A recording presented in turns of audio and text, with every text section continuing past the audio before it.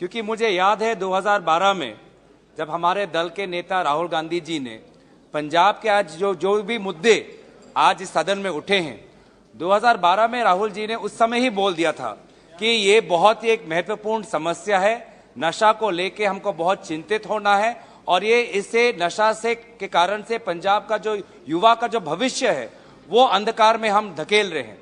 लेकिन उस समय जब सत्ता पक्ष जो हमारे यहाँ पे थे, उनके राजनीतिक टिप्पणी आई, विभिन्न प्रकार से इन्होंने बोला, आलोचना की, तो हम बार बार ये कहना चाहते हैं कि हम विपक्षी दल होने के नाते कोई भी मुद्दे अगर हम उठाएं तो उसका मतलब यही नहीं कि आप वहीं आलोचना कर दो। किसी मुद्दे में कोई मूल्य है और उस मूल्य को समझे।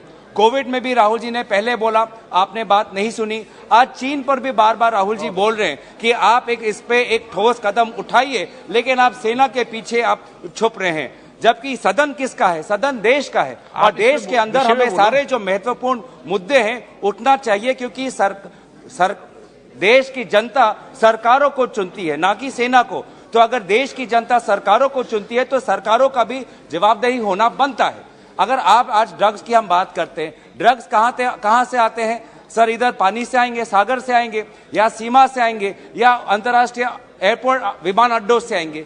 तो आज हम गृह मंत्री से जानना चाहते हैं कि आपने एयरपोर्ट्स में अपनी किस प्रकार से सर्वेलेंस बढ़ाई है, आपने सी बॉर्डर पे किस प्रकार से अपनी सर्वेलेंस बढ़ाई है, और अपने लैंड बॉर्डर पे आपने किस प्रकार की अपने सीमाएं बढ़ाई हैं। क्योंकि हम जानना चाहते हैं कि ये तो कोई नया मुद्दा नहीं है। आप तो बार बार सीमा सुरक्षा की बात करते हैं, तो हम जानना चाहते हैं कि सीमा सुरक्षा पे आपने किस प्रकार से हमारे सीमा सुरक्षा बल को आपने उनको और ताकत दी है। आज उत्तरी पूर्व में हम देख रहे हैं कि म्यांमार से विभिन्न प्रकार के आज आर्म्स आ रहे हैं, ड्रग्स आ रहे हैं, सारा प्रकार का ट्रैफिकिंग आज उत्तर पूर्वांचल हो गया है, एक कॉरिडोर बन गया है जिसमें आर्म्स ट्रैफिकिंग हो रहा है, ह्यूमन ट्रैफिकिंग हो रहा है, ड्रग्स ट्रैफिकिंग हो रहा है, एनिमल बॉडी पार्ट्स का ट्रैफिकिंग हो रहा है। तो कहीं ना कहीं ये तो बॉर्डर से जा रहा है। तो बॉर्डर का संरक्षण किसके हाथ में है? बॉर्डर का संरक्षण आपके सीमा सुरक्षा के हाथ में। तो आप बताइए, आप हमें ये बताइए कि आप इंटेलिजेंस का आप किस प्रकार का इस्तेमाल करें, सर्वेलेंस का आप किस प्रकार का इस्तेमाल करें। आप बार बार हमारे ऊपर तो स्नूपिंग कर देते हैं, हमारे मोबाइल फोन पे पेगासस लगा देते हैं, पत्रकारों पे पेगासस लगाते थे। आप मुझे बताइए, पेगासस के द्वारा आपने कितने ड्रग्स नारकोटिक्स के माफिया को आपने पकड़ा है? आप जो सर्वेलेंस हम पे लगाते हैं, आपने कितने ड्रग्स के माफिया, बड़े बड़े माफियाओं को आपने सर्वेलेंस के द्वारा पकड़ा है? आप ये भी हमको बताइए। इन्होंने बहुत गंभीर आरोप किया है कि इनके मोबाइल पर पेगासिस लगा है। आधार उनको सदन में रजू करना चाहिए। ऐसे नहीं बोल सकते आप। या तो ये शब्द निकाल दिए जाए या तो वो आधार रजू कर यहां रखे। इनके पास एक भी आधार हो किसी पत्रकार का, नेता का, उनके खुद का, यहां रखना चाहिए सदन पर। मान्य अध्यक्ष, सदन गंभीरता के साथ बहस के लिए है, स्वच्छंदी राजनीतिक आरोपों के लिए नहीं है सदन। हर सदस्य ने बोलते वक्त इसकी तथ्य को यहां रखने की पात्रता रखने के बाद बोलना चाहिए। सर, मेरा फिर आग्रह है कि अगर मेरी से कोई गलती हुई है तो सरकार ये कबूल करे कि पेगासस का इस्तेमाल नहीं करती। आपको कहना है साहब, इन्होंने कहा है कि इस्तेमाल हुआ है, उन पर हुआ है, आप तथ्य रख दो।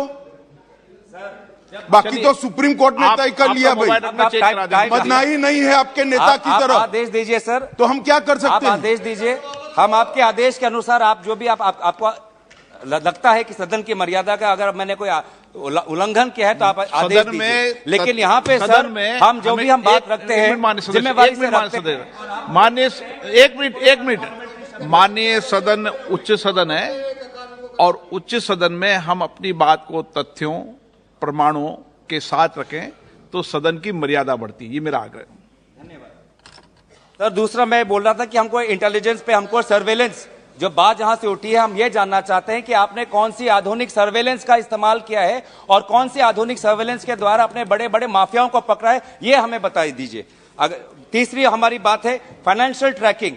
फाइनेंशियल ट्रैकिंग आपने कि कौन से इंस्ट्रूमेंट आपने लगाए हैं, क्योंकि ये जो सारे नार्को ट्रेड को लेके जो सारे करोड़ों पैसे हैं कैसे जा रहे हैं, कहां से जा रहे हैं, क्या ये क्रिप्टो से हो रहा है, क्या ये बैंक अकाउंट से हो रहा है, क्या ये बेनामी से हो रहा है। तो फाइनेंशियल ट्रांजैक्शंस पकड़ने के लिए कौन से वो बड़े बड़े लोग हैं, उसके लिए आपने सरकारें क्या की है। जब 2 और पॉइंट है, फिर मैं बंद कर दूंगा।